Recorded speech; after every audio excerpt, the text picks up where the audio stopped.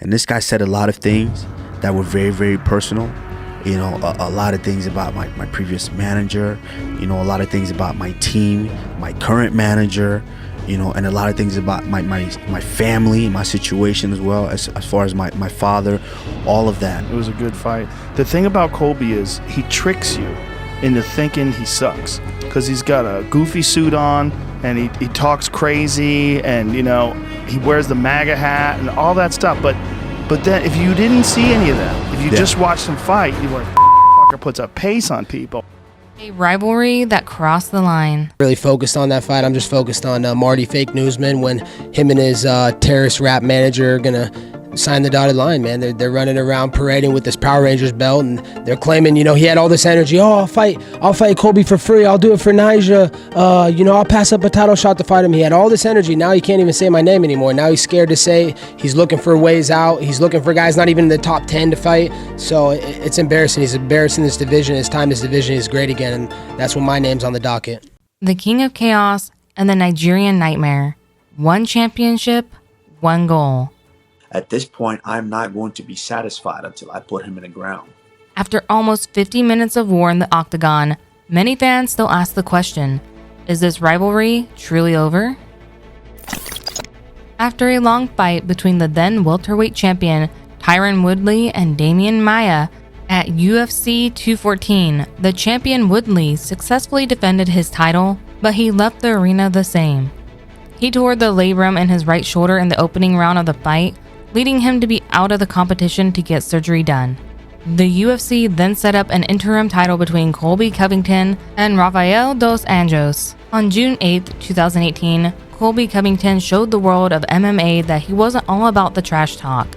He fought in an entirely different zone that night, putting the veteran Dos Anjos on guard for 25 minutes straight. After all 5 rounds, Colby became the interim champion by unanimous decision and was set to unify the title against Tyron Woodley when he returned. Woodley vs. Covington was set for UFC 228. However, Colby was to undergo nasal surgery and therefore couldn't be available for the fight. The UFC decided to replace Colby with Darren Till to fill the headline spot. After the fight, Tyron Woodley successfully defended his title and therefore rendered the interim title useless. The UFC subsequently stripped Colby of his interim title. In November 2018, the Nigerian Nightmare Kamaru Usman faced Rafael dos Anjos to become the #1 contender for the welterweight championship. Kamaru Usman won the fight via unanimous decision, setting up a fight between himself and Tyron Woodley for UFC 235. In the co-main event of UFC 235, Kamaru Usman proved that he deserved to be the champion. He dominated the fight for 5 rounds and became the new welterweight champion after winning via unanimous decision. On the other hand, Colby also proved that he could be more than an interim champion after he defeated a dominant Robbie Lawler, setting a record for the most strikes thrown at a UFC fight at 541. Winning that fight made Colby Covington the #1 contender for the title. And that was the moment the saga began. Colby straight up trash talked Kamaru Usman. It even got personal after Colby involved his father, who was imprisoned. It brought down a lot of eyes on their fight, and the anticipation was insane. Guys, I just want to start off by, let's have a moment of silence, guys. Let's have a moment of silence for Marty Fake Newsman's hairline. 1 second.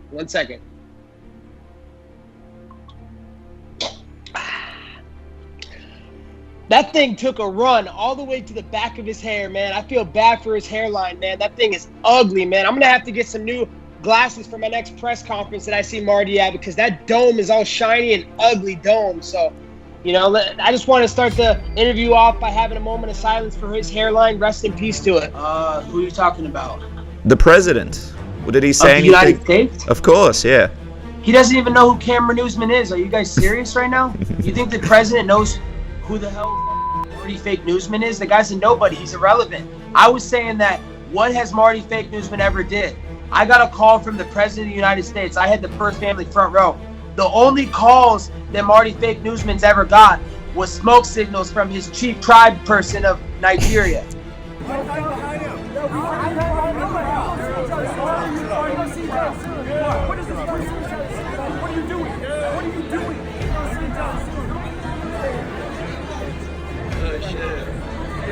At At UFC 245 on December 14th, 2019 at the T-Mobile Arena in Las Vegas, Kamaru Usman and Colby Covington got locked in the octagon for the first time in their careers. The fight lived up to its billing as both Colby and Kamaru put up a display of raw power and strength. These men are very dominant when it comes to wrestling and grappling. Some fans even thought the fight would be boring because they expected them to wrestle, but they did the complete opposite. The first round came as a shock when both fighters were on their feet throughout, exchanging strikes in what seemed to be an evenly matched fight. At one point in the second round, Usman dropped down to feint a takedown, to which Covington responded by pointing at his leg, almost to dare Usman into a wrestling exchange.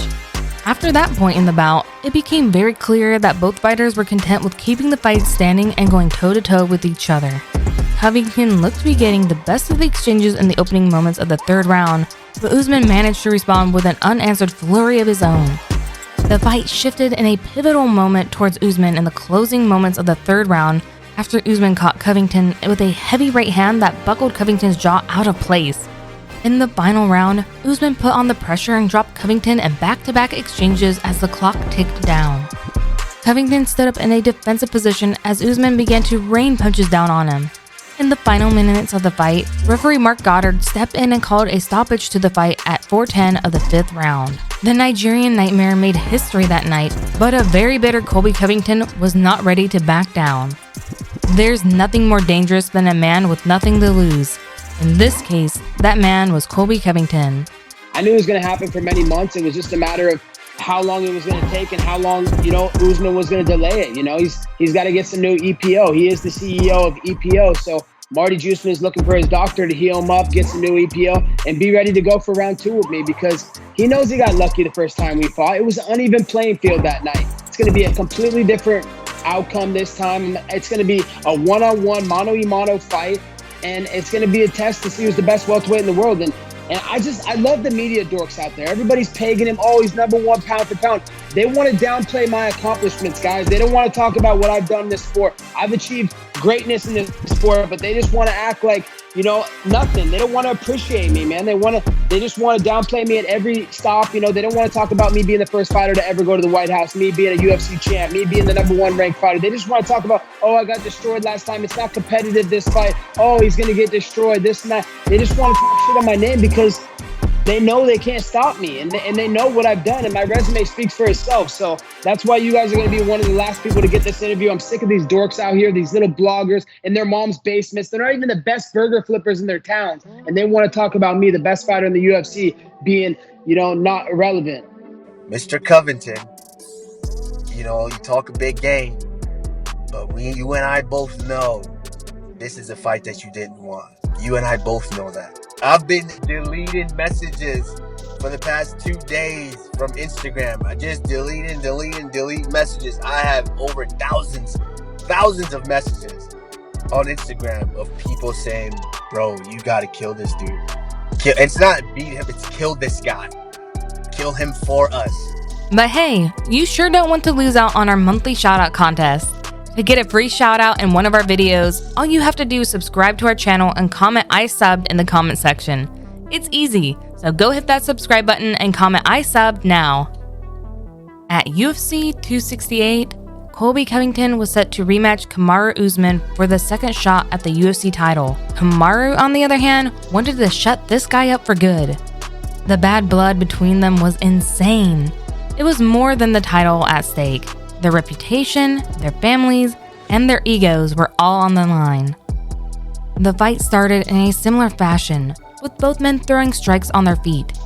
Colby, however, made use of his wrestling and surprised everyone by taking down Usman briefly, though the takedown is debatable. It was hard to tell who won the first round, but all 3 judges ended up handing it to Usman. The champ then sealed the win in the second after rocking Covington twice. Rounds 3 to 5 were a tug of war, with both fighters giving it their all and landing blows. But in the end, the judges saw the champion winning 2 of the final 3 rounds. Now, what came next was a huge shock to everyone. Colby walked up to Usman to show true sportsmanship by saying, I'm just trying to sell it for you. What? Usman replied. I'm just trying to sell it for you, Covington repeated. I know, said Usman. It's all love, Covington continued. As the conversation played out, Covington was heard saying, "I've always had love for you. I'm just trying to make you money," before referee Dan Miragliotta broke up the moment and Usman was announced the winner via unanimous decision. The entire world of MMA thought maybe the hatchet had been buried until... I'm still not happy with what they're saying. I don't know why they're running these narratives like this guy's the greatest of all time. He's a pound for pound #1 fighter. I mean, the fans saw it that night. Just because 3 judges were in there and they scored it a certain way, the fans and the millions of people watching worldwide saw with their clear eyes what happened in that fight. You know, I clearly won that fight 3-2. The 3rd, 4th, and 5th round were my round. And even if you were looking on a different side of the scope, I think you could see me winning the 1st round too. It was very close and competitive. So, you know, after 10 rounds, the people see what have happened. We fought 2 times. After 10 rounds, at the worst, if you look at, you know, at the worst, I'm winning 6 rounds to 4. So I think there needs to be another fight. There needs to be a trilogy if he stays around, if he wants to stay around. After fighting me 2 times, I think he realizes how serious I am and how bad I want that belt. So I don't know if he's willing to die in that octagon like I am.